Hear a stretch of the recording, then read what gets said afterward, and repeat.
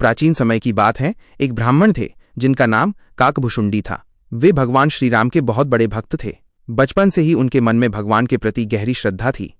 पर जैसे जैसे वे बड़े हुए वे थोड़े अभिमानी और हठी हो गए। वे हमेशा कहते थे, राम ही सबसे महान है, फिर किसी और भगवान की पूजा क्यों करें।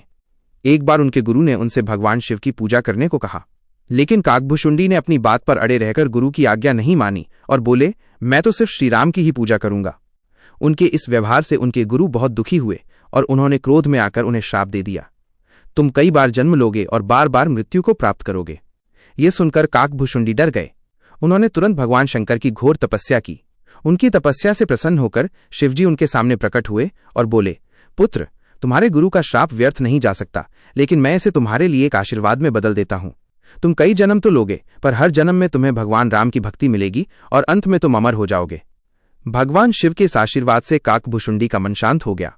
उन्होंने अपना पूरा जीवन भगवान श्री राम की भक्ति और नाम संकीर्तन में लगा दिया। आखिर में वे एक कौवे के रूप में प्रकट हुए और हमेशा के लिए राम कथा का गुणगान करने लगे।